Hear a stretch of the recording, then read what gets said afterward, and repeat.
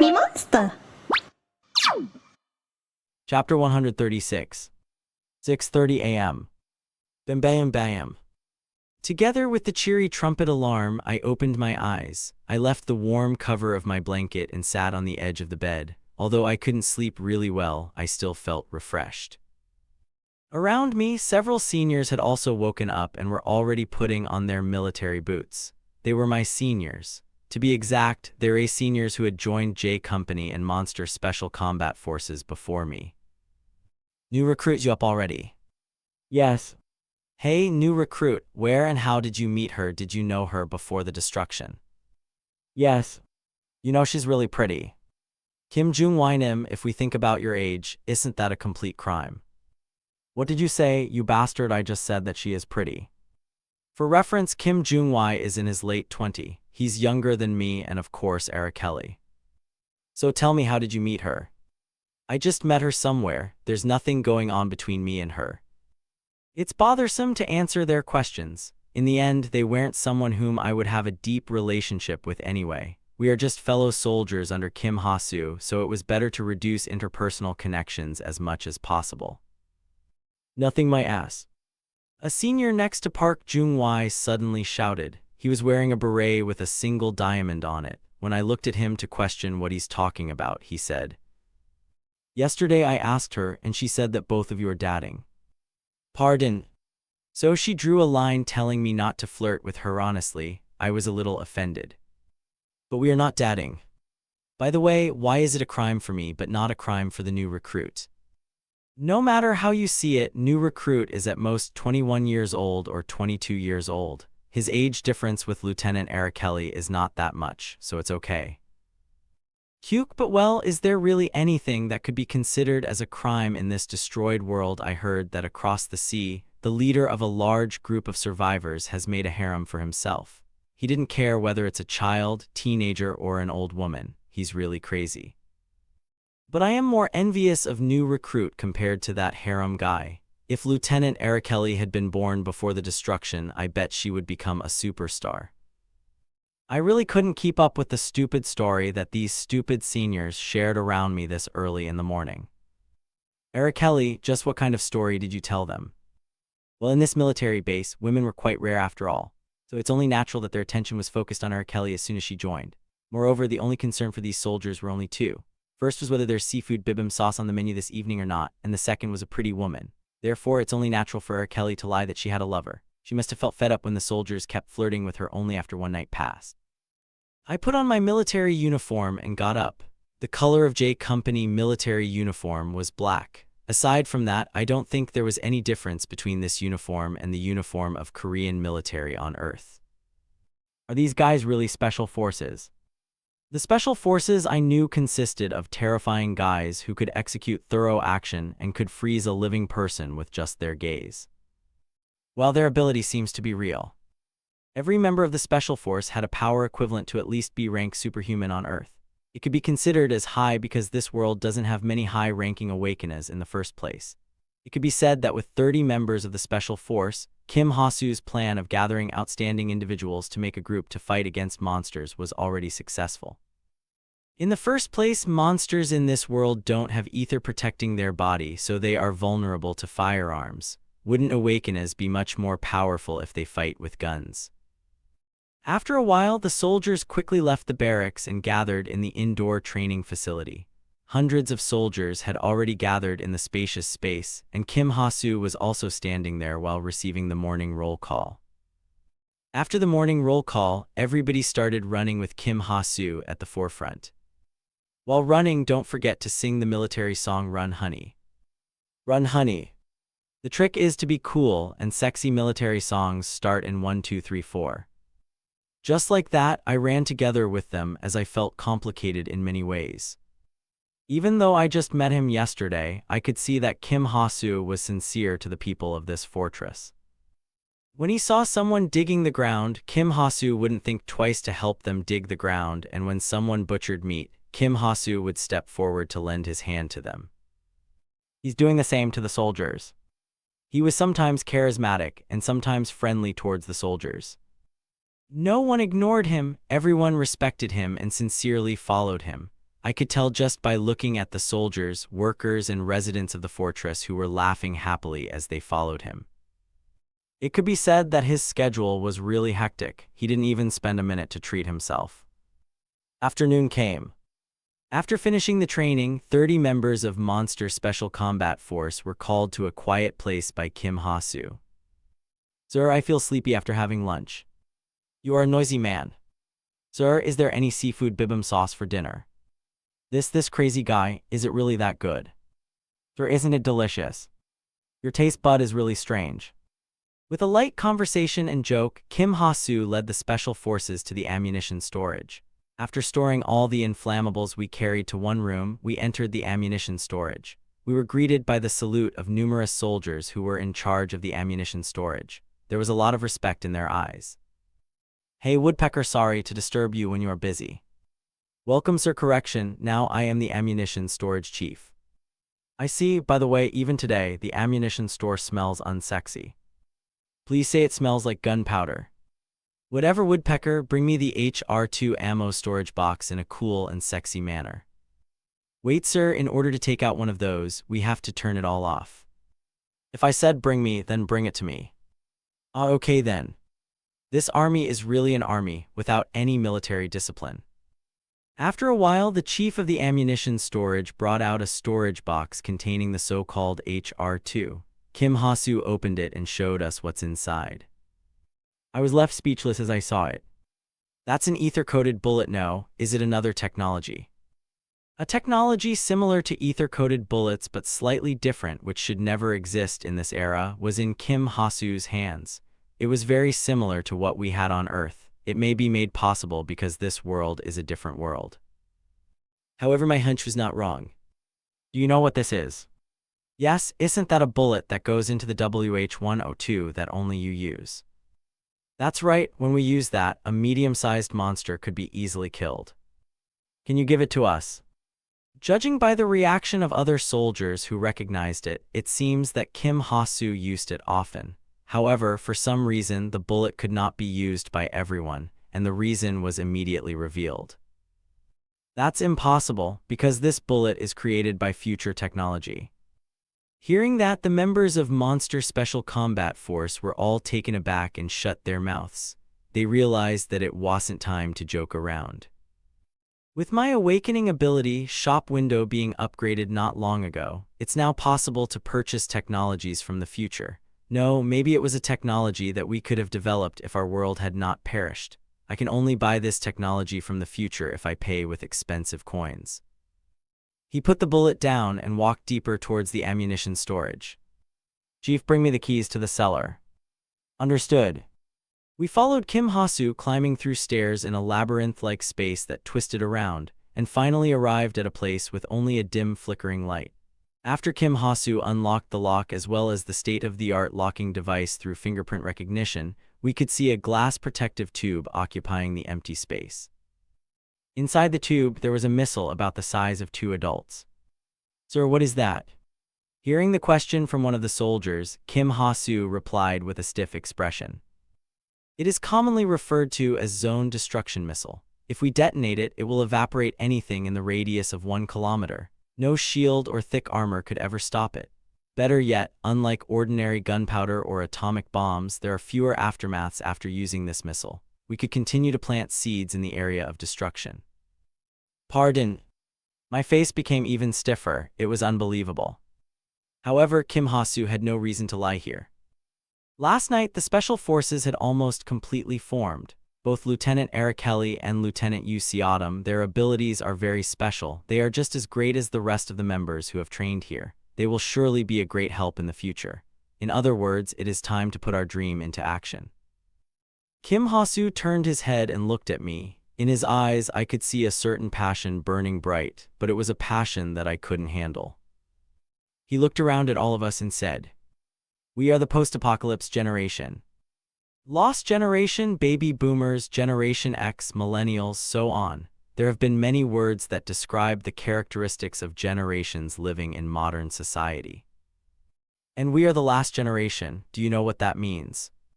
I do not know. The characteristics of the last generation is that there is nothing left to be passed on to the next generation. With a distant look, Kim Ha-soo stroked the transparent tube surrounding the missile. This missile is a technology from the future. I bought it from the shop window. Thanks to that, I used up all the coins that I had collected painstakingly. It seems that the warning message that came to me last night was due to Kim Ha-soo's purchase of this missile. Are you all familiar with the existence of a super monster that we call Colony? Yes, I know about it. The other soldiers also nodded. It's also referred to as the Mother Beast. It is unknown how many of these monsters exist on Earth, but at least all the monsters in our Quran Peninsula were produced by the colony in the northern plains. It's not sexy. I don't know about that. Well, in the first place, I didn't know much about this world. This boring and dull rain outside are actually seeds scattered by the colony. It has no effect on humans, but when a non-human comes into contact with the rain, it usually starts to evolve at the rate of tens or thousands of times faster than normal. Whether it's a bug, animal, beast, a dirt floor, a concrete wall, a metallic can, anything can turn into a monster. No matter how sexily we killed a monster, it would never end unless we stopped the rain.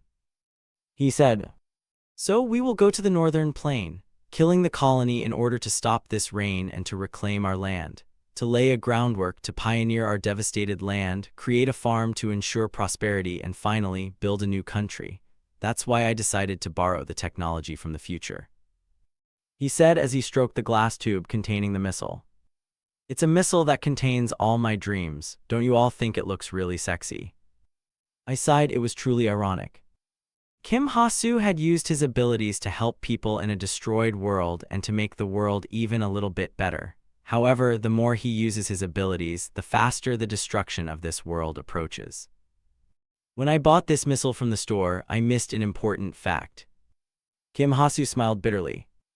This zone destruction missile is a technology from the future. Of course, we will also need a missile launcher from the future, so we can't use it now. Can you help me if you collect a little bit of coins, really a little bit more? We can finally take one more step towards our dream. We will be able to coolly shoot this missile to get rid of the colony, take the land, and sexily put our flag on it. At Kim Ha-soo's sincere words, all the soldiers nodded as they clenched their teeth. Darn it, please don't ask for something like that in the first place. There is no need to do that, because from the beginning we decided to follow the captain until we die. Whether it is 1,000,000 or 10,000,000 monsters and coins, I will earn it. Nothing can't be done for our land, our future. With this one life, I will help you buy that zone destruction missile launcher or whatever. The soldiers' eyes become bloodshot. Their spirit went out of the roof as the fact that they can dream of the future simmered in. They were proud and grateful that the leader they believed and followed was doing all he could for them and the world. However, in my eyes, no matter what Kim Ha-soo does, as long as he keeps using the shop window, the probability of this world would continuously be consumed. If he uses his shop window more than this and buys even more expensive future technology, this world will be completely destroyed. See autumn. This world will become a place where no life could live and be born. He should stop using the shop window, even if it's for the revival of mankind. That is all for tomorrow. Let's take rest for today. Then Kim Ha-soo led his troops out, and I also followed. You see autumn. I know I will kill him. It's not simply a matter of whether the protagonist is good or bad. In the first place, I didn't become a protagonist hunter simply because the protagonist was harming the world. I did it because I wanted to live. After that, I want to become stronger and make my dreams come true. That was why I killed the protagonists. I am nothing but a selfish trash. I am not different from the protagonists. Whether my target is good or bad, my only mission was to kill them.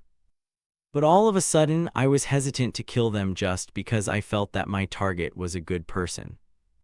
It was clearly an insulting thought to all the lives I had reaped as well as to my own convictions. I am a selfish trash. However, even so, it wasn't the case that my humanity was completely lacking. I just tried to survive, to live my own life. Yes, very little humanity remained inside me. If someone was dying right in front of my eyes, I'd try to save them. If a mother held a hungry child in front of me, I might give her a piece of bread. Kill him, I will kill him. I am going to kill him. I have been here for too long. I had become familiar with the atmosphere of this world. In this post-apocalypse world, I saw many of those who had given up on being human and gradually immersed in madness for survival, for a tiny hope they kept in their heart. That's why. At least I wouldn't turn away from Kim Ha-soo's dream to re-establish human civilization in this destroyed world. Chapter 137. It was a night where rain fell heavily and thunder struck continuously. I settled on top of a building that had been abandoned since the destruction 10 years ago. With a camouflage covering over my body, I peeped into the Winchester's 9x scope. By this world's standard, Winchester 777 is a weapon from the future. It was a weapon capable of automatically calculating the wind direction, speed, planetary rotation, as well as the zero-point adjustment according to the distance. It also means that the sniper no longer had to do detailed manipulations while operating it. Site C7 ready to fire. Already, hey, you are too fast, I haven't even arrived yet. Seong-soo, hurry up, you're a Yu Seotum senior, how could you be slower than him? Wait a minute, Captain, I told you it was because Yu Seotum is just too fast. The person called Lee Seong-soo on the radio was a man who took the role of sniper in this world. Befitting the concept of firearms in a destroyed world, his shooting abilities were quite excellent. I dare to say that his talent was at least at S-rank level. Moreover, using his special ability emotional empathy to determine his target's next movement, he was able to showcase a highly accurate predictive shot. He's way better than me. Fortunately, I was able to perform at a similar level to him thanks to the aid of the ether science equipment from the mid-21st century as well as my S-rank body. You ready? Yes. Then let's get started. It's been a month since I joined Kim Ha-soo's group. I've wandered around hunting monsters together with him and his group in order to earn coins for the sake of mankind's future. Start shooting. As I heard Kim Ha-soo's order, I pulled the trigger. Seconds later, a hole was drilled in the forehead of a giant monster which was moving from one building to another. Boom. Explosion erupted from the bullet that was lodged inside the monster's forehead. However, it wasn't only once. Explosion after explosion erupted inside the monster's head thanks to the bullet shot by Lee Seong-soo from the distance. His bullet was also enchanted by magic and the effect was great. Good. Attack now. In most ecosystems, a monster's weakness has always been on its head or heart, but on rare occasions there were monsters that deviate from the norm. Those monsters could still move even when its head or heart was cut off. But there's no need to panic, it just means that its weakness was somewhere else. Hunters just had to calmly find its weakness and launch another attack. In the vicinity of the monster, I could see members of the special forces move while firing flames or releasing lightning. Someone bound the monster's body with a lightning rope, while others hit its chest with firearms and cannon. Even if it was a monster that didn't have ether coating its skin, S-rank monster is still an S-rank monster. They are unbelievably strong and tough to beat. Only after barrages of joint attacks, the monster started to falter. The monster slowly began to step backwards. Once the soldiers saw it, their attacks intensified further in excitement. Kelly hit that bastard. Seconds later, a light flashed from above and pierced the monster's skull. Although it didn't die immediately as its weakness was not its head, the monster whose head had completely burned and melted was unable to make a proper judgment anymore. Nevertheless, the monster kept struggling as it blocked every attack coming from the front without backing down. I furrowed my brows at the spectacle. Something feels weird. I clenched the Winchester harder just before the giant fell to the floor. Yahoo! Finally kill it. That damn monster, we scoured the entire city just to kill it.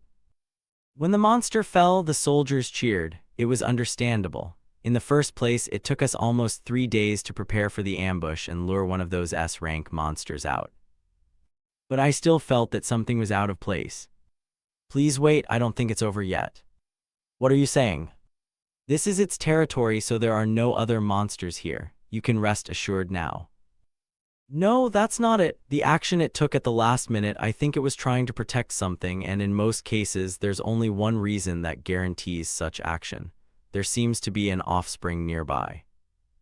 That moment, a bloody scream echoed from the distance. It was the voice of the sniper Lee Seong-soo. Seong-soo, what's the matter? Answer me, Lee Seong-soo. Kim Ha-soo's urgent voice rang over the radio, but there was no answer from Lee Seong-soo except for his unending scream. Then Kim Ha-soo hurriedly ran towards where Lee Seong-soo was with a superhuman speed. When the soldiers arrived where Kim Seong-soo was, they couldn't help but look terrible. It was unavoidable because there was a body of a 3M monster, presumably the offspring of the monster we fought earlier, as well as Lee Seong-soo, whose body was cut off in half under his thigh. Kim Ha-soo was holding Lee Seong-soo's body with a dark expression. Oh, that eye. Lee Seong-soo opened his eyes and tried to hold Kim Ha-soo with his left hand, but he soon realized that his left arm had disappeared. Hey, Lee Seong-soo, wake up, Lee Seong-soo. Other soldiers were busy laying emergency treatment kits on the floor and injecting a few shots of morphine in Lee Seong-soo's body, but it seemed to be too late. Captain, there is already no hope for me. I am bleeding too much. Damn it, you can't die like this. Kim Ha-soo looked at Lee Seong-soo with red eyes as if he was obsessed. Meanwhile, Lee Seong-soo's eyes were already losing its focus. There was not much time left for him. Captain, this is a noble sacrifice. Through this Lee Seong-soo's sacrifice, you will move forward. Shut up, there will be no more sacrifice. I will never lose anyone anymore. I will never let you guys be sacrificed for my goals.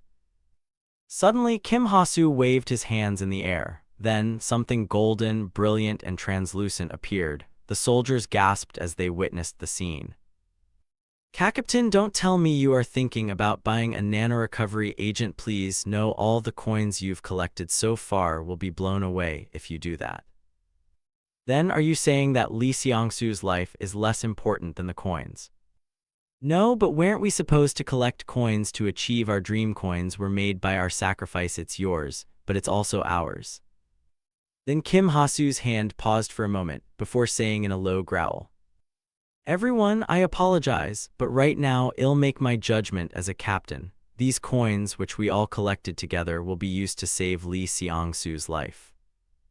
After that, without hesitation, Kim Ha-soo purchased a nano-recovery agent and injected it within Lee Seong-soo's body. To my surprise, Lee Seong-soo's lost limbs slowly started to regenerate. At that incredible sight, I shared the amazed feeling with the rest of the soldiers who opened their mouths like a fish while kneeling. Cough, cough. Lee Seong-soo, are you okay? Sir, Lieutenant Lee Seong-soo reporting, sir. When Lee Seong-soo finally opened his eyes, Kim Ha-soo hurriedly tried to hold him. However, with his left arm, he pushed Kim Ha-soo away. Captain, it's burdensome, so please step back a little. Meanwhile, his gaze was directed to Kim Ha-soo's hand. Lee Seong-soo realized that the coins they had gathered so far had been used to buy a nano-recovery agent to save his life. He came back to life from the boundary of death. Lee Seong-soo suddenly shed tears when he thought about it. Damn, I am sorry, Captain, I am sorry, thank you so much. Really, thank you very much. Lee Seong-soo kept crying for a while, and we didn't say anything and let him be. And I looked up to the sky. Probability limit has been exceeded. The complete episode, Can a World Be Destroyed Twice? 1 begins. That night, just like every day, the rain is falling. However, together with the rain, a horde of demons appeared above the J Company's fortress. It was not real demons by any means, it was just a flying monster. However, its overwhelming majesty made them look like a demon. It's an aerial strike. Haste pace. Translator's note, it's the Hangul. All industrial facilities will be converted to defensive systems, announcing emergency martial law. To all residents, please evacuate to the underground shelter. Weeing. The sirens rang and the fortress soldiers moved quickly in unison. It's a little bit too much, isn't it? Who would believe that all the dark clouds that cover the sky are monsters? Obviously, the fortress has a defense system against flying monsters in place. However, they don't have nearly enough to deal with so many monsters. I can't believe it. Kim Ha-soo looked at the sky with wide eyes. Is God really trying to abandon the world? Otherwise, there is no way God would bestow such despair towards humans. Interceptor missiles launch. Numerous explosions went off in the sky, causing hundreds or thousands of monster bodies to fall to the ground. but in less than a second, a new batch of monsters filled the vacancy left behind by its dead comrades. It was truly an endless wave of monsters. They were clearly aiming for the fortress because of its dense population compared to other areas. "It's over," Kim Ha-soo said to himself. "We can't win." He was aware that those monsters weren't something he could fight with the current level of soldiers and weapons they possessed. If so, before his eyes a golden translucent window appeared. It was the Golden Carriage, an awakening ability that allows its user to purchase all civilization heritage from the past, present, and future. From now on, the moment he tried to buy something from the shop window, someone grabbed Kim Ha-soo's hand and stopped him. "Don't do it. What are you doing?" That someone was none other than Kelly. Her hair was completely soaked and stuck to her shoulders and neck as she was running without even wearing a raincoat. "Please don't use the shop window anymore. If you use it, it will only accelerate the destruction." "What kind of nonsense are you spewing? Go away. I am too busy to hear your nonsense. You're not sexy today, Lieutenant Kelly." No. Kelly used her magic to stop Kim Ha-soo, but she was a step late as Kim Ha-soo only needed a simple hand gesture to purchase things from his shop window. Suddenly, a cannon with a sleek shape was summoned on the outer wall of the fortress. It was a particle accelerator cannon, an amalgamation of future science and technology. "Fire it." When Kim Ha-soo gave his order, the soldiers instinctively learned how to use the weapon from a distant future as if they were possessed. Then, they manipulated the particle accelerator. Flash. 5 pure white flashes split the sky, rendering anything on its path into nothing. "Good, it works great, Captain." "Is that?" However, the cheer did not last long. It was because the dark clouds suddenly began to move. Kim Ha-soo was aware of the fact that all those dark clouds were seeds of monsters created by beings called colony. Anything struck by the seeds of monsters which fell from the sky, whether it was living things or non-living things, would evolve faster than normal. Humans were the only exception to this. Captain, the dark clouds opened their eyes. It was by no means a metaphor. Red eyes began to appear from the dark clouds that filled the night sky. The entity that sowed the seeds of the monster itself had turned into a monster.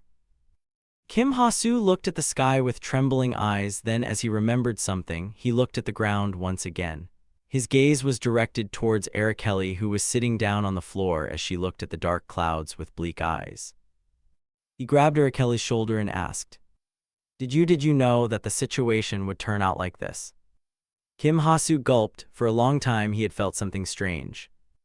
Whenever he bought something from the shop window, the situation that forced him to use his newly purchased item always happened soon after.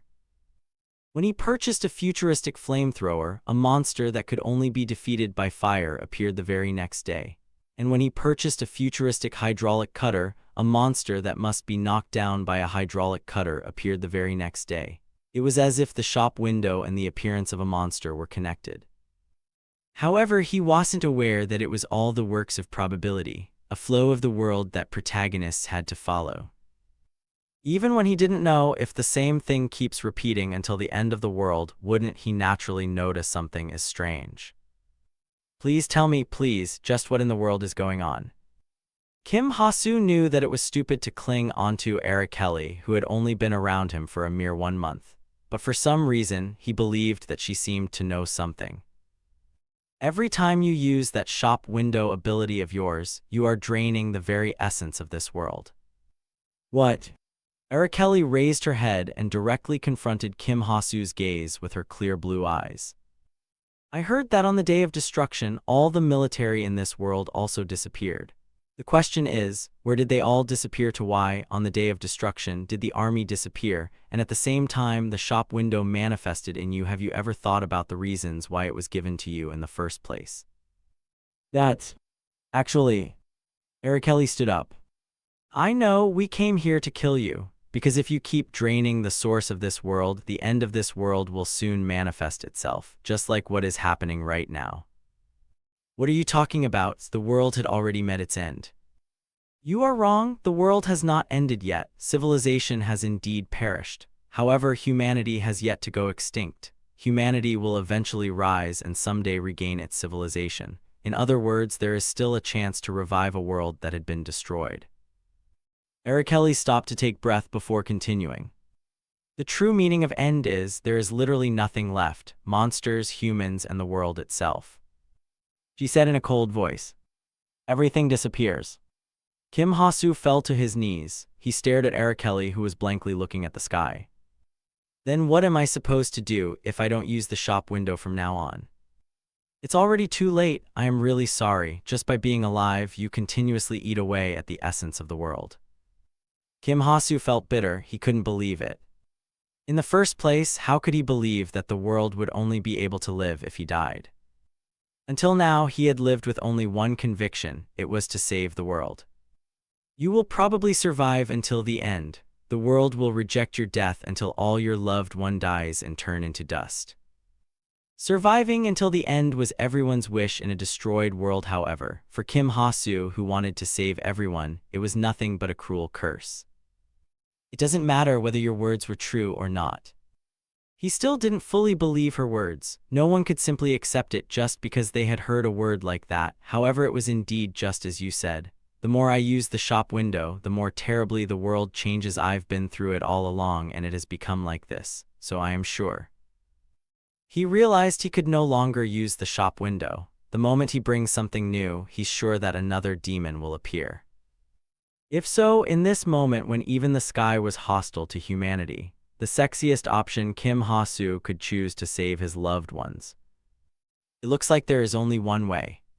Chapter 138.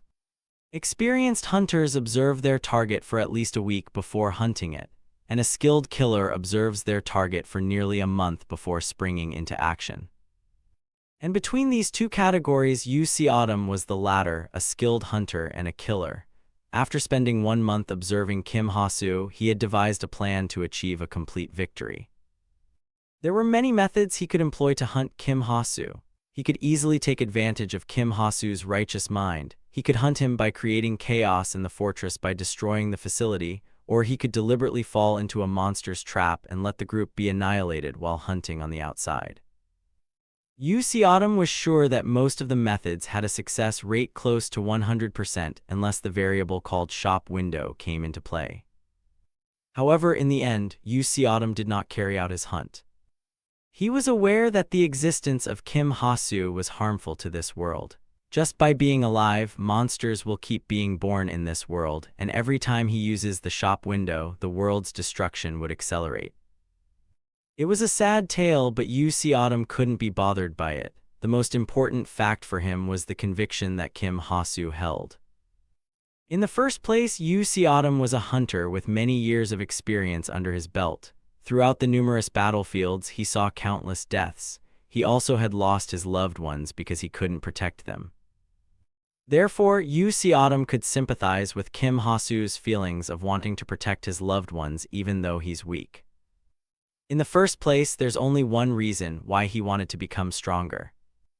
Hellgate. It was to return to that accursed place one more time and meet the person he had once lost due to his weakness. Unlike the past, he was now strong and is going to become stronger, so maybe, just maybe, he would be able to save her. That was why he did not refuse to do such vile things. He killed, and killed regardless whether the person was good or evil. But when he came to this world and saw a man with the same conviction as himself, someone who was trying to protect everyone, he couldn't bring himself to put a hole in his head. I will kill him. I'll be the one to carry out his conviction. I will kill him for sure. Even though the system didn't respond to his words, UC Autumn continuously repeated such words. For other people, it sounded like he was trying to memorize a spell of some sort. Wait a minute, maybe if the protagonist's ultimate goal disappears, things could be solved in a better way, right? That is impossible. The system tried to say so before stopping. She had a feeling that whatever she said, UC Autumn wouldn't be heeding to her words. I can see it. On the day when Kim Ha-soo purchased a nano-recovery agent to save Lee Seong-soo, UC Autumn deserted the group and went straight to the northern plains. The ground trembled as the octopus-headed monster turned its head. It was bigger than the 63 building that was attacked and destroyed by a monster in the past. Translator's note: 63 building is a real skyscraper that exists in Korea. That octopus monster with blue eyes was none other than the colony. He finally arrived to the northern plains to hunt the so-called mother of all monsters that existed in the Koran Peninsula. The chances of him failing was high. In the first place, he was aware that there was no way he could hunt something that could only be hunted by the protagonist with the help of protagonist correction. He was neither a protagonist nor did he have the power of probability backing him up. Nevertheless, he still came to this place. If he didn't do this, he felt like he wouldn't be able to keep his sanity. Autumn bit his lips. He disgusted himself with his own reasoning. After he became a protagonist hunter, he had always killed every protagonist without hesitation. But now he couldn't help but hesitate when he saw someone who reminded him of himself. That was why Autumn planned to hunt the colony for the sake of his target, so even if his target dies, he could die comfortably. Or he hoped that he could come up with some other method to successfully complete this hunt once he erased the protagonist's final goal. Hunting more difficult targets for his own peace of mind. Autumn laughed wryly since it was really stupid and crazy idea. At that moment, Taylor 9 came to his mind. He felt like he could hear her cursing vividly. "You are really crazy. I fell in love with some lunatic bastard." He also felt guilty towards Kelly. He didn't say anything to her before leaving for this place. He also wanted to take her to Earth. The child had walked a very painful and difficult road, so he felt a responsibility to make her happy. Then, Seol Yoongyun's face passed through his mind. Her warm smile vividly appeared in front of his eyes. She is a woman who planned to spend the rest of her life by living for him. "I will definitely return." He had promised Seol Yoongyun, but what kind of expression will she make once she learns that he is doing such a stupid thing? Will she be angry or will she praise him for doing well? He didn't know. "What you're doing is absurd, Autumn." "I know, so what do you think I will die? I've come back alive from the pit of hell before." Glag glag. Autumn loaded his Winchester and put it on his back, then he pulled the lost morning star from his inventory and wielded it. Soaked by rainwater, the red inscription on its body glowed brighter than it ever had. The flower pot was also silent today. However, through the feeling of magic that was actively wriggling on his heart, he knew that even that little child was sincerely preparing. The fight began without anyone's knowledge. Through the rain, tentacles each as big as pillars of a building soared high into the sky. It might penetrate Autumn's body if he stayed on the ground. However, he was already flying in the sky. Moments later, another tentacle whipped towards him as if trying to snatch his body. Then Autumn activated his boot's skill wind leap and shot towards the ground. Thanks to the repaired bright armor and wind step, he was able to exert his full power. With the effect of magic and items on top of his S-rank physical ability, he was able to exhibit the might of an S+ rank superhuman's physical ability. If the match was good, he might be able to demonstrate the strength of SS rank. That was precisely the case right now. Due to the windy condition, the effect of the Dharma's heavenly wind god technique had been reinforced. Therefore, he could move swiftly and hit the giant monster while avoiding its powerful and heavy attack. When Autumn landed on one of the tentacles, it suddenly exploded. He was taken aback at the scene because he didn't do anything but touch it, but then he realized that the flower pot was the one who caused it. Good, this much is enough. Autumn moved towards the biggest tentacle that hangs above his head. He assumed that it was the cause of the rain cloud, so his business here would be finished once he removed it. As he tried to move closer, numerous tentacles rushed towards him. However, Autumn skillfully avoided it all and quickly clung onto the colony's face. He then swung his sword and left a long 5M scar on its face. Angered by Autumn's action, the octopus-headed monster pulled out another tentacle from the ground and tried to hit Autumn with it. But Autumn had already moved to its right cheek area and struck his sword on it before running toward its forehead with its sword still dug deep on its flesh. The tentacle whipped towards where Autumn ran into. However, just seconds before it reached its target, Autumn quickly pulled out his sword and moved to the octopus-headed monster's back before swinging his sword once again. Like a wind gale, UC Autumn struck the monster's nose, left chin, forehead, back head, neck, and shoulders while he flew around avoiding the chase on the tentacle. He relentlessly cut down anything on his path, just like a raging storm. But suddenly, a shockwave erupted and pushed UC Autumn's body away. UC Autumn crashed into the ground and rolled over the floor. Cough, cough. UC Autumn found it difficult to breathe. He could feel blood was flowing from his ears. He was only attacked once so far, but his bright armor was already cut in half. He stood up and staggered before trying to run. However, he lost his center of gravity and fell over. At that moment, a tentacle flew towards him. It hit UC Autumn on the chest and blew him away. UC Autumn bounced on the ground for nearly 30 m before stopping. Damn it! UC Autumn got up once again. Then he took a potion from the inventory and injected it into his arm. His bleeding quickly stopped. He also felt energized. Unlike potions from the fantasy genre, potions made in modern Earth contains a very small amount of narcotics, therefore it couldn't be used often. Yup. UC Autumn put strength on his feet and leaped towards the colony once again. From the opposite side, he could see lots of tentacles flying towards him. UC Autumn moved around the tentacles by stepping on the tentacles, swinging his sword and avoiding it. Every time his feet touches a tentacle, it either exploded, burned by lightning, or froze. After tearing several more tentacles, UC Autumn pulled the Winchester with his left hand and landed on the snout of the colony. An energy bomb exploded, creating a magical storm of sharp blades inside the colony's mouth. Cutting, exploding, ripping, and breaking.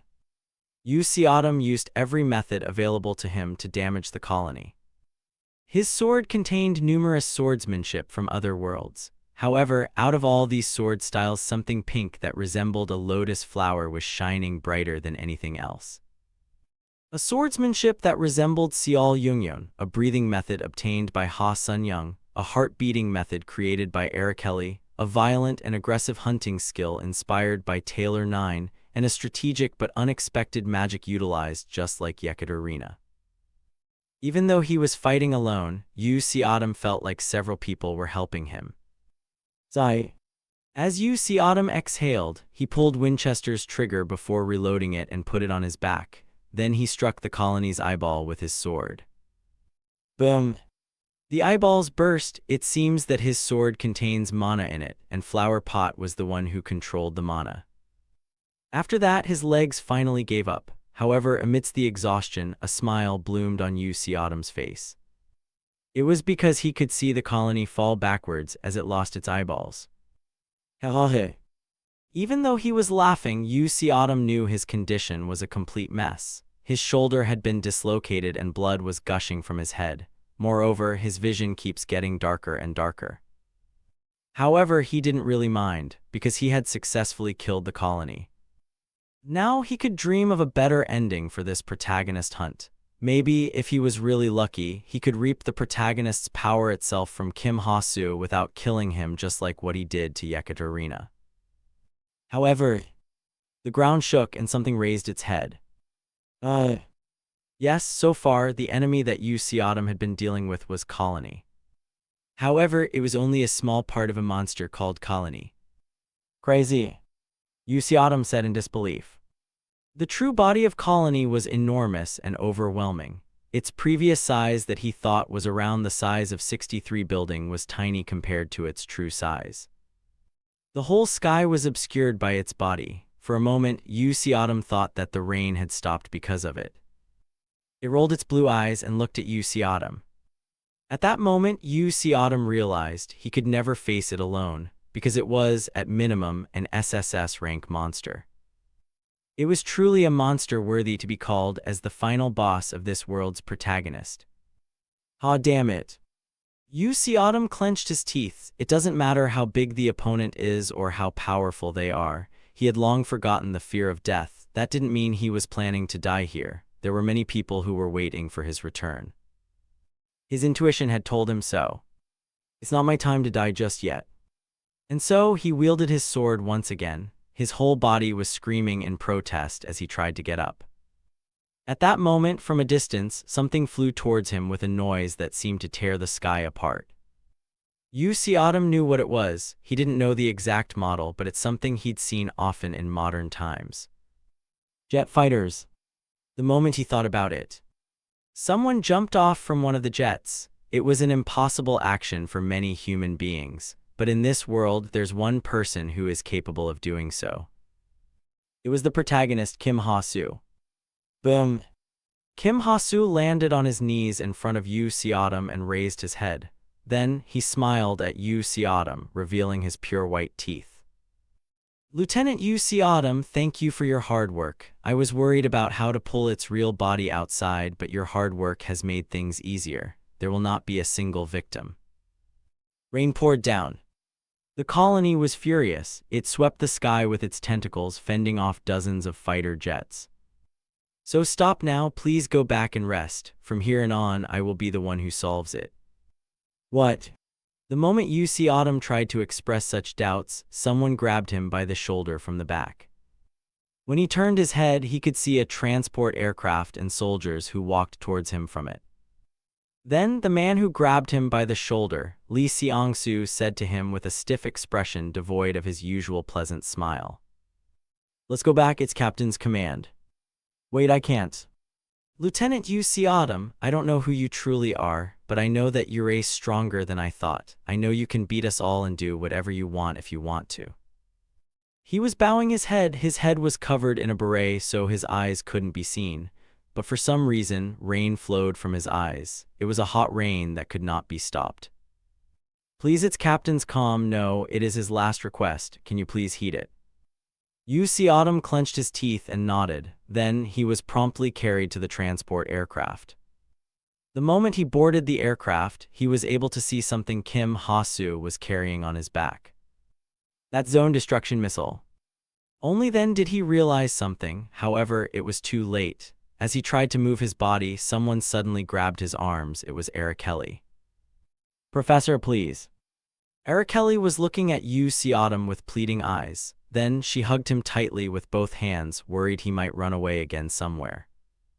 If UC Autumn really tried to run away, the strength of a teenage girl wouldn't be able to stop him. However, he could never resist Arakeli. In the end, UC Autumn had no choice but to look at Kim Ha-soo, who was alone on the ground with blank eyes. Kim Ha-soo was looking straight towards the monster, so UC Autumn could not see his expression. You lot. Kim Ha-soo's voice resonated far and wide. It was loud enough to be heard by all soldiers in several aircrafts in the sky. Do you know why main characters in movies never look back at the last minute? And when the transport aircraft and several fighter jets had moved far enough from him, Kim Ha-soo raised his thumb high to the sky. His small back stood straight against the magnanimous monster in front of him. It was a scene no one here could ever forget. It was imprinted forever in their memories. It's because it's not sexy. Then a pure white glow covered the world. The rain that had always covered the world without a single day of rest finally stopped, and a dazzling light that had almost been forgotten penetrated through the crevices of the clouds. It was the first sunlight to ever illuminate the destroyed world. Chapter 139. When UC Autumn opened his eyes, a warm, bright sunlight greeted him. Even though S-rank superhumans' eyes are reinforced to some degree, anyone who faces sunlight the first thing in the morning would always flinch because of the sudden brightness. However, rather than feeling upset because of the sunlight, UC Autumn felt quite refreshed. It was because it had been more than a month since he last felt the warmth of the sunlight. Is this infirmary? UC Autumn thought he had to get up and tried to raise his arm, but he felt something heavy on his arms pinning it down. As he expected, it was Arakeli. She opened her blue eyes and stared at UC Autumn intensely. You woke up, Professor? Yeah, how's everyone? They are fine. Also, the funeral just finished a few hours ago. Arakeli briefly told UC Autumn about what had happened in the fortress while he was asleep, about Kim Ha-soo's funeral, about how the rain finally stopped after the colony died, and about how there were more people mourning than those who were pleased. UC Autumn could understand those people who mourned Kim Ha-soo's death. After all, his death changed the history of this world itself. He sacrificed his life to stop the world from running towards destruction, and it was a sacrifice that no one could insult. UC Autumn frowned as Kim Ha-soo's death kept lingering in his mind. Why does the mere existence of a protagonist leads a world to its destruction? Was there any reason for it? It was a question UC Autumn had never thought about until now. He had also never thought about why a protagonist exists. Because most of the protagonists UC Autumn had met so far were all selfish and they were a threat to their respective worlds. But for the first time, he met a very unusual protagonist. He was really a protagonist-like protagonist. UC Autumn thought if Kim Ha-soo was actually a hero in a novel or a movie, he wouldn't have had to die that way. Maybe he would survive and witness his dream of a better world. System. Yes. For what reason does a protagonist exist? They exist in order to let the world flow. But the world will perish just because of their existence, so why does a protagonist still exist? I can't tell you yet, I promise I'll tell you about it in the future. After that, the system went silent, so UC Autumn stopped asking more questions. Are you okay? Looking at UC Autumn's blank expression, Kelly asked with an anxious expression on her face. Then UC Autumn replied to her with a smile. Yeah, I am okay now, tell me more about what happened. Then Kelly elaborated further about the current status of the fortress. With the leader position empty, the fortress needed a new leader. And according to Kim Ha-soo's will, Park Han-seo from Munhwa Department Store will fill the spot. No one raised a fuss about Kim Ha-soo's one-sided election. It was because, when the fortress was first built a few years ago, Park Han-seo had the experience of staying in the fortress for a while and she had supported Kim Ha-soo. And the educational institutions here were more active than I thought, as there were quite a lot of engineers and scholars. I think, if they decided to move to another land and create a new country, they wouldn't lack any competent people. Kim Ha-soo had told him that he had prepared in advance so that the rest of the people could live on their own, in case he lost his confidence someday. His preparation bore fruits now. With his death, shop window had also disappeared. That means they could no longer produce weapons and food from thin air. However, Kim Ha-soo had thoroughly educated them on how to make weapons and how to obtain food, as well as essential elements for living, and several related facilities were built in the fortress. The probability remaining in this world is extremely small, but no matter how small it is, as long as it's not exhausted, it can recover someday. Then, perhaps, returning this destroyed world to its original state won't be a pipe dream. Hearing that, UC Autumn sighed.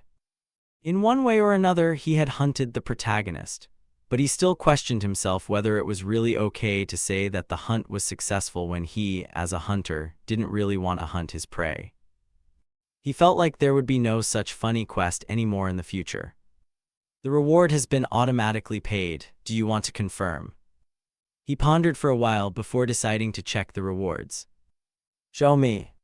2010 days of lifespan has been paid. Your current lifespan, 3901 days, 19 hours 31 minutes. Your level has been raised by 5. You absorbed shooting A+ rank talent. It has been combined with your talent shooting C rank and becomes shooting S rank. What? UC Autumn. Level 157. Stats. Strength 153. Stamina 171. Agility 155. Energy 1. Mana 259. Talent. Vitality SS+ rank. Swordsmanship S rank. Shooting S rank. Intuition A rank. Quick-wit A rank. Insight B rank. Hunting D+ rank. Cooking D- rank and others. Skill. Protagonist Hunter level 4. Arasunyung Mana Circling Technique SS+ rank. Dharma Heavenly Wind God Technique SS+ rank. Concentration SS rank. White Swordsmanship S rank. Inventory S rank.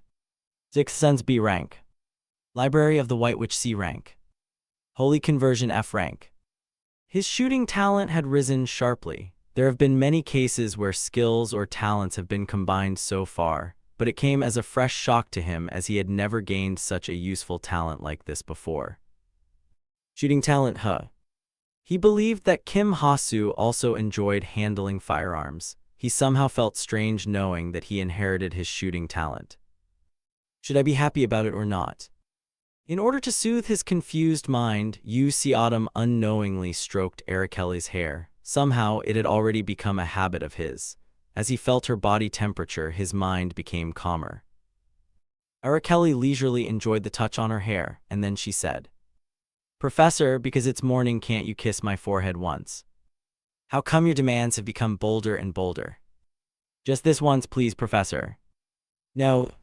Regardless of her actual age, U.C. Autumn couldn't do it because currently Arakelly looked too young. When U.C. Autumn, who had always been in her heart, refused, Arakelly pouted and looked down, feeling dejected. Looking at Arakelly, U.C. Autumn's conscience took a slight hit, but he couldn't help it since from what had happened before, he knew that if he granted her wish here, her demands would only get bolder and bolder in the future. So U.C. Autumn continued to gently stroke her head.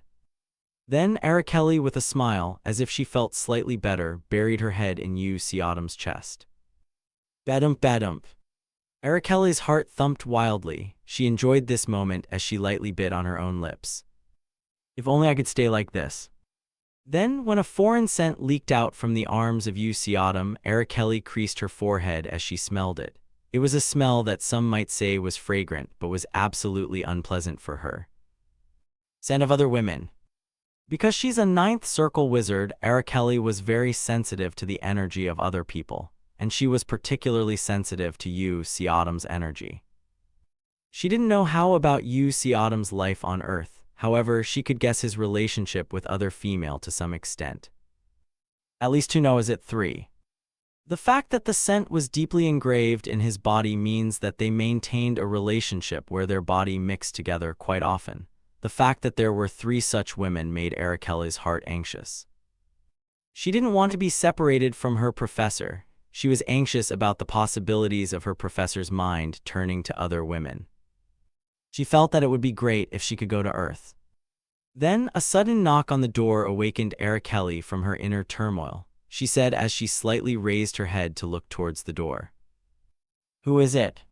"Me new recruit, Li Xiangsu." "Ah yes, come in." Li Xiangsu opened the door and then groaned as soon as he saw Arakelly clinging onto U.C. Autumn. "Damn it, I didn't come here to see this shit. But I've never asked you." "Shut up or I'll get offended," Li Xiangsu said and looked at Arakelly. "What?" Li Xiangsu's special ability was emotional empathy. He could feel the emotions of monsters or others as if it were his own once, and he could sympathize with them. Thanks to that, he became a master of sniping. However, strangely enough, he couldn't use his ability against Arakelly as if there was a huge barrier around her. But now, for some reason, he could feel that the barrier around Arakelly had weakened, and the way she stared at U.C. Autumn was something he could never have expected. "You're off guard." A mischievous thought passed in his mind. Then Li Xiangsu began to sympathize with Arakelly's feelings. He wasn't reading her mind, he was just going to brush through her feelings on a surface level, so there wasn't much harm to the other person. And then, the moment he activated his ability. Badump badump. His heart began to beat wildly, his cheeks turned red, his lower body got hot, and it was hard to keep his mind from going crazy. Moreover, his gaze kept turning to U.C. Autumn. What is this?" When he looked at U.C. Autumn, his lips felt like a sweet, exotic fruit. He felt it would be great if he could take a bite of it. He also didn't like his gaze going elsewhere. He wanted to dominate that gaze. He wanted him to call his name. U.C. Autumn, U.C. Autumn, U.C. Autumn. And even more U.C. Autumn. "What is it?" As soon as he snapped back to reality, he realized that he was approaching U.C. Autumn with his hand reaching out towards him. His heart, which was beating like crazy just a moment ago, disappeared and returned to normal. Li Xiangsu could not utter any words. He was shocked. What he felt just now was just empathy, not his real feelings. Despite knowing that, he still couldn't control himself. It was such an intense emotion. Oh my god, she actually lives with these feelings. Li Xiangsu looked at Arakelly without even knowing. You are able to keep your reasoning despite having those feelings. It was such an impulsive and greedy emotion, but above all else there was a pure and clean love. And because her love towards U.C. Autumn was so great, Arakelly did not do anything that U.C. Autumn did not want. Lee Seong-soo was really amazed by the fact that one human being could have such a passionate and intense emotion for another. Moreover, she was living just fine while holding that feeling back. Araceli was hopping for nothing. She was just waiting quietly for him to reciprocate to her love. Somehow it was a heartbreaking love. Then Lee Seong-soo said to Araceli, "Lieutenant Araceli, I don't think I've talked to you very much, but I support you. I hope it goes well. You deserve it." "Pardon, Soon after she said with a light smile, "Thank you for your support." That afternoon, I was getting ready to leave right away. J Company had many things to do. They had to appoint a new leader, organize a team to reclaim the northern plains, and also to supply and produce resources without the presence of Kim Ha-soo. They looked pretty busy. In a perished world, it was an unimaginable thing to do. Everyone was energized, forgetting the sadness of the past and trying to move towards the future. "We are the post-apocalypse generation." These were the words that Kim Ha-soo often said. Our generation, which had nothing to pass to future generations, has now ended. Special Forces members, including Lee Seong-soo, who had been together with me for a month, gathered to see me off even while they were busy. "Oh, new recruit, if you remain, it would be very helpful." "Will you really go? Your girlfriend remained here, though. But I'll be following him soon." "Please, no, without you, we will have no one beautiful in our team." As the soldiers started hitting on her, Lee Seong-soo couldn't help but smile bitterly. "I have nothing more to say. Even though we only met briefly, our goodbye will be forever. You will live as you are, and we will live as we are." There's no longer a hopeless future waiting for them, so they could laugh and talk like this at the moment. They could look forward to a brighter tomorrow with no rain. The post-apocalyptic generation ended together with Captain Kim Ha-soo. So now how about wrapping it up a little nicely and calling it the New World Pioneer Generation? We will rebuild our land and tread on a new land and pioneer it. The New World Pioneer Generation, I think it's good, I said as I looked back at the fortress. It was a short time, but as I walked through this destroyed world, I thought about many things. Maybe it was because this world resembles the Earth so much. I saw how terrible the world changed because of monsters. I witnessed how far a human could fall, how ugly humans could be, and what kind of madness consumed humans in a destroyed world. But I could also see people who were striving to live with hope. And most importantly, I saw someone who carried the same beliefs as me. Looking at how you are still leaving even though your girlfriend wants you to stay, and yet she didn't say it, I guess you really have a goal in mind. She's not my girlfriend, it seemed meaningless to deny it now. Go, I hope you achieve that goal. After he said that, Lee Seong-soo glanced at Araceli, who was busy talking with other soldiers, before quietly whispering to me, "And take care of Lieutenant Araceli a bit more. She loves you with all her heart. From time to time, try to listen to what that girl wants. She is thirsty for your affection. If you keep refusing, it will be hard to deal with later, okay?" From the looks of things, it seems like Lee Seong-soo used his special ability, emotional empathy, on Araceli. I don't know what he saw from her, but I will accept his words because it seems like a sincere word of advice. Then Lee Seong-soo smiled brightly and stepped back. The other soldiers then set the mood. It's my time to leave. When I offered them my salute, they received it. In a deserted place without anyone, it was a quiet goodbye to the soldiers. I didn't need to say anything else. Araceli simply said with a bright smile on her face, "Professor, see you next time." "Yeah, don't cause any accident while you are here. Try to get along with everyone too." Eventually, when I turned around and took a step, the world began to distort. 10, 9, 8. I feel the sensation of being sucked into a completely black space. 543. Suddenly, the system said urgently, "See, Autumn, there's a problem." Suddenly, what kind of problem? There seems to be a problem with the time difference. What are you talking about? 2, 1, 0. After a while, a familiar scent greeted my nose. The system said again, "So the time difference that should have been applied when you were traveling to other world was not applied this time around." What? Successfully returned to the original world. As the landscape of Earth and the familiar house came into my view, I turned my smartphone on and checked the news portal in a hurry. Day 78 after Hunter U. Seatom disappeared, will he ever return? The news of my disappearance greeted me. Chapter 140. A red bus stopped with the sound from its air compression brake in front of Celeste, who stood blankly as she tucked her hand in her pocket. She only woke up from her daze after the bus driver shouted towards her through the open door.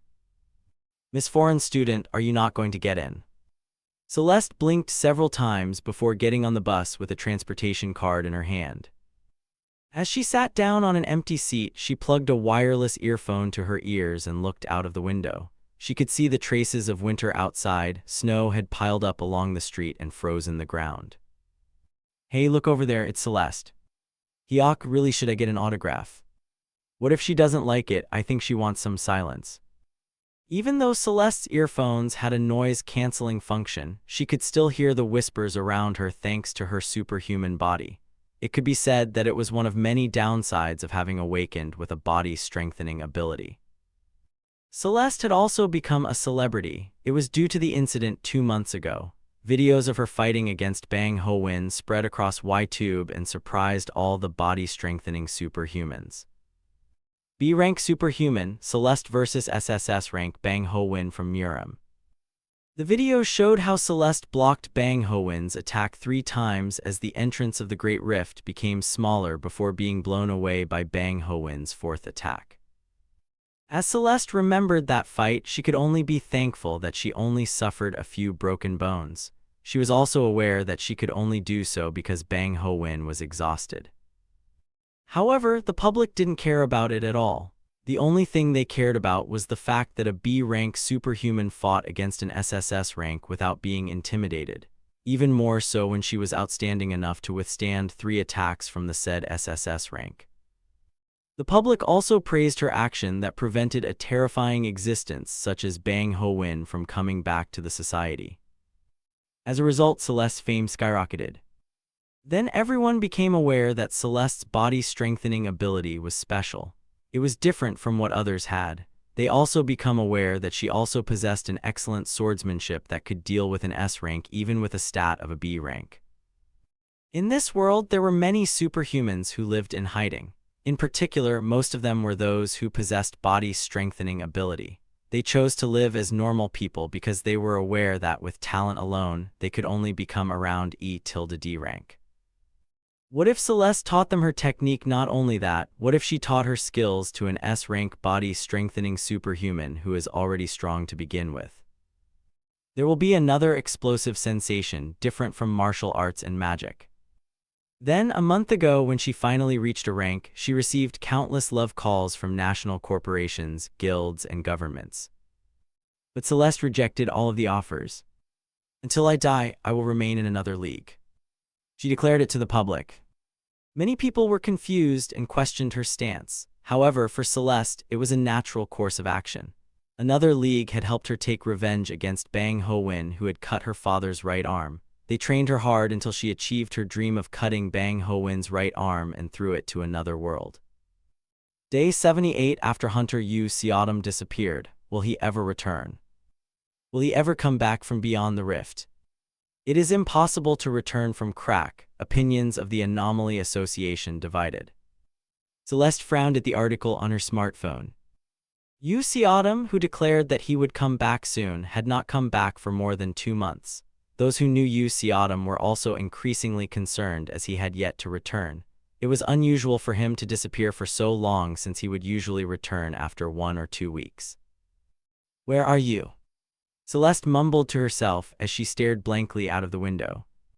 Celeste wasn't the only one who was waiting for him. Whitey, he is still alive, right? In the guild master room of another league which was occupied by Yekaterina, Taylor asked as she lay listlessly on the sofa. "If Seatom Nim dies, I will die too, so stop asking and please go back to your work, and isn't it time for your departure?" "Oh, is it the time already?" Taylor looked at her watch. She grumbled inwardly about how time moved slowly without U. Seatom, yet time to work comes rather quickly. 3 months had passed since she last saw him. After his disappearance, Taylor visited Yekaterina every day because she was the only person who was spiritually connected to Yu Xiaodam.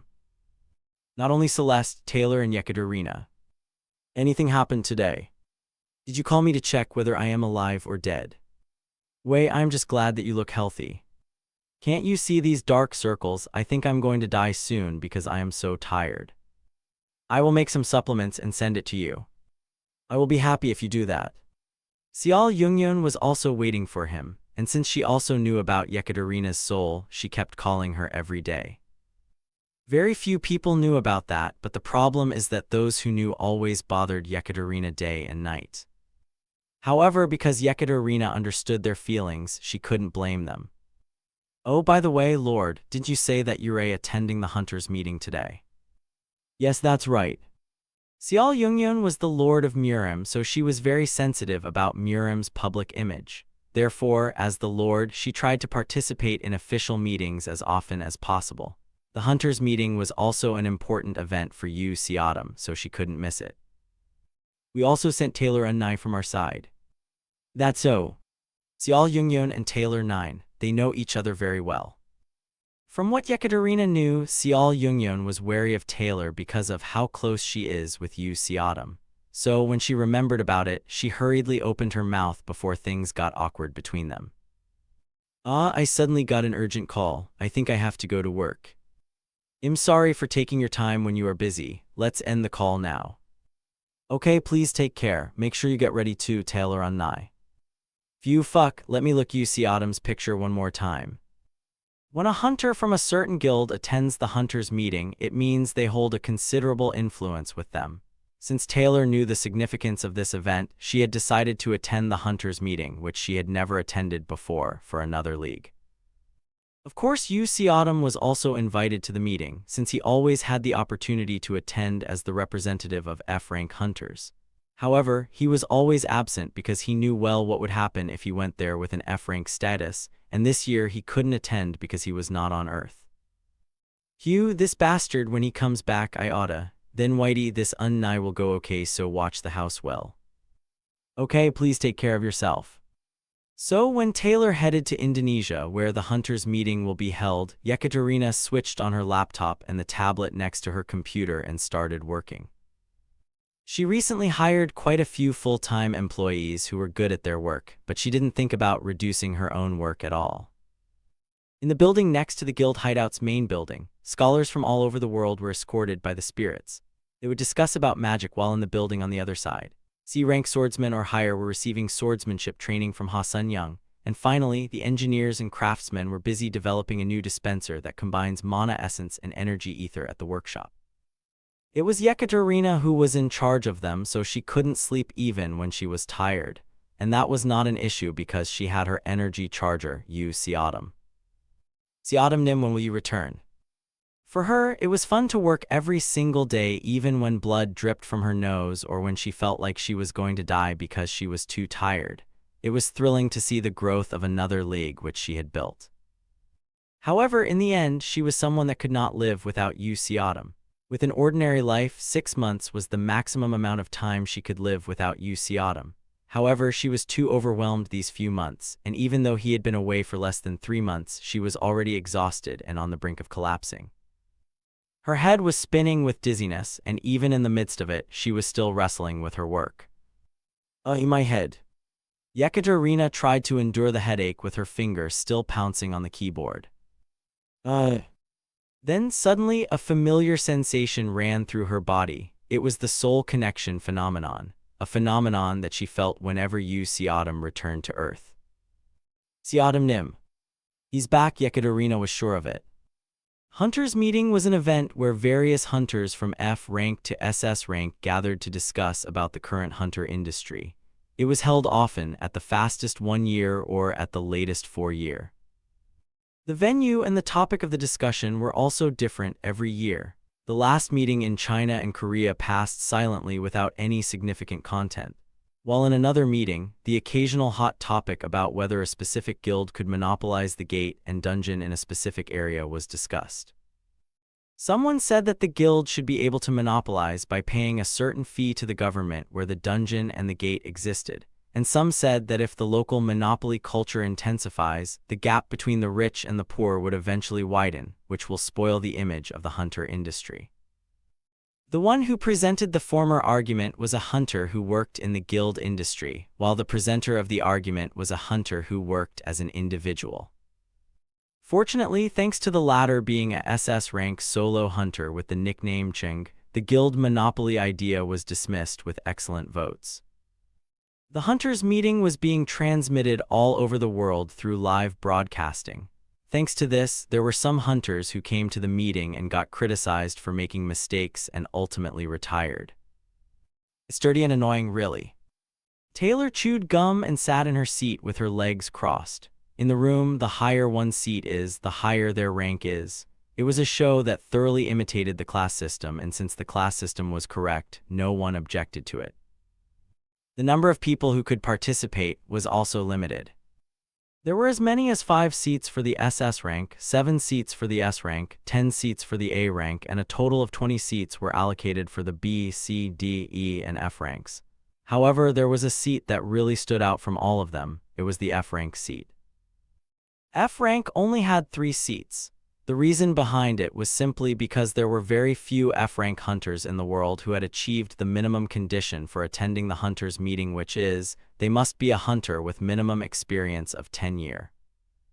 And amongst all qualified F rank hunter, the only one who had a normal body and could communicate properly without suffering from mental illness was Yu Xiaodam. Although everyone in the world knows that Yu Xiaodam was only F rank in name since his actual stats was higher than that, he was still an F rank in the end because he was still sticking to the rank without renewing it. Taylor turned her head and looked at the stage higher than her seat. Officials from the Hunter Association, the President of Indonesia, officials from the Anomaly Association, politicians including several Chinese, were gathered there. Hunters' meeting was originally only available to hunters, but at some point it became a place for businessmen and politicians to show their face. And amidst those people she could see a woman standing proudly without any care in the world. It was Xiao Yungyun. Even in the noisy and festive atmosphere, Taylor could feel Xiao Yungyun sitting coldly alone. Well, seeing her like that, she's definitely pretty, Taylor thought to herself. The moment a superhuman achieved S rank, they would undergo a famous phenomenon that changes their appearance, such as becoming younger or more beautiful. Of course, not everyone becomes a beauty. The majority of cases were just getting better skin and younger appearance. However, very occasionally there were cases where those who were already beautiful became even more beautiful once they reached S rank. Taylor 9 and Xiao Yungyun were examples of such cases. As Taylor looked around, she could see several people and several cameramen staring intently at Xiao Yungyun. She understood that they were enchanted by her beauty. Even Taylor herself couldn't help but look at her. Yes, it's all good up to there. Why do you keep looking at me, you damn woman? As much as Taylor is wary of Xiao Yungyun is also wary about Taylor. She's Xiaodam's 17-year-old friend and colleague.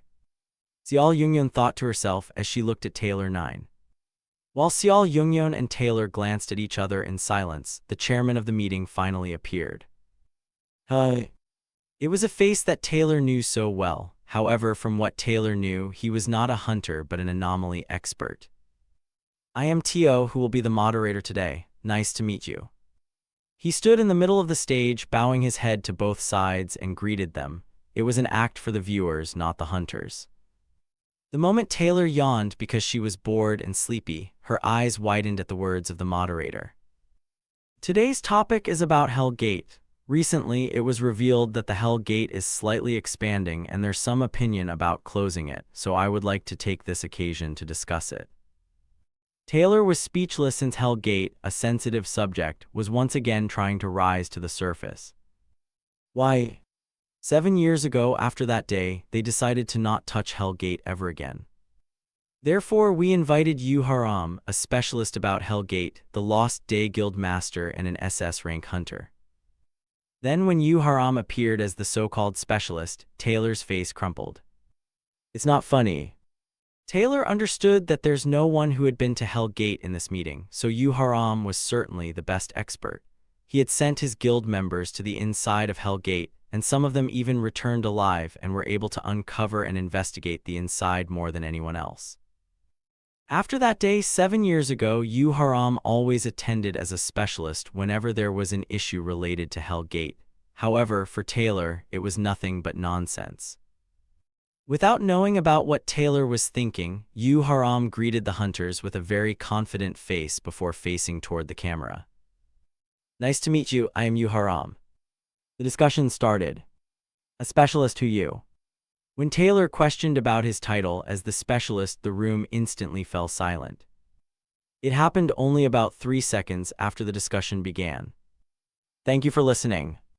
If you enjoyed this story, don't forget to subscribe, comment, and like the video. Have a suggestion? Let me know in the comments.